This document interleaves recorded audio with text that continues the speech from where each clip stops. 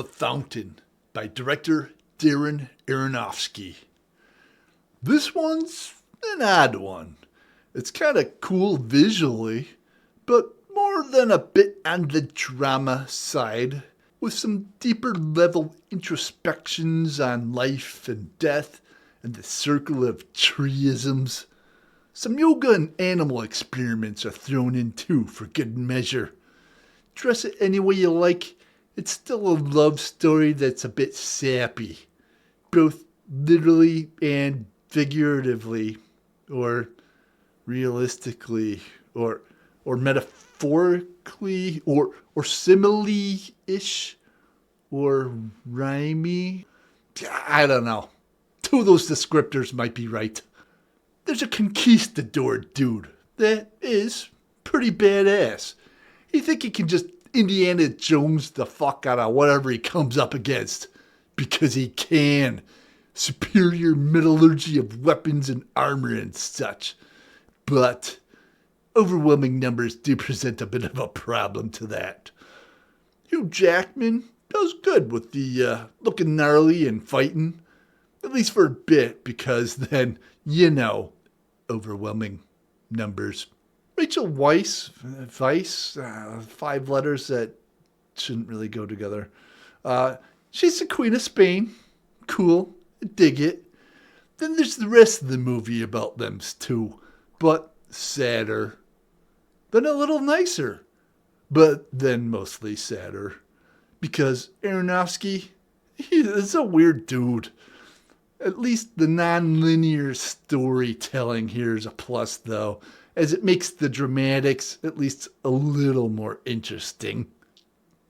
Discordant kinda flashback forwards of Space Monk are cool and all, but it does get a little droll after a while when it's like the echo of 3 of the same story. I'd be joking a little bit here, but there is some legitimacy in the fact that we see so many similar legends or myths across multiple civilizations and time periods. There's at least some that ties us all together in a fleeting way, apparently.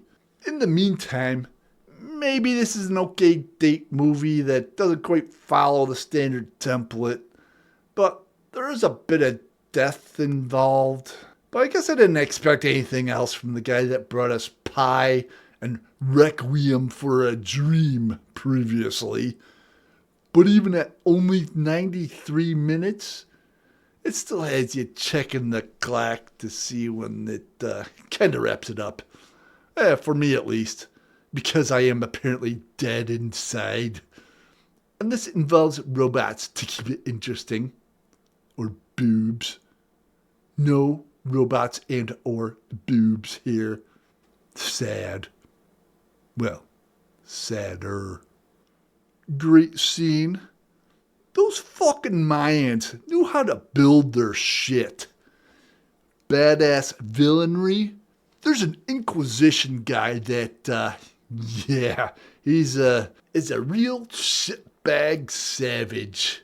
So for story, I'll give it 2 beers. At least a third of the movie is kind of cool. The conquistador who kicks ass. Look, I'll give it 4 beers. It does a good job there. So it's a different kind of movie. It's slow. It's drama-y.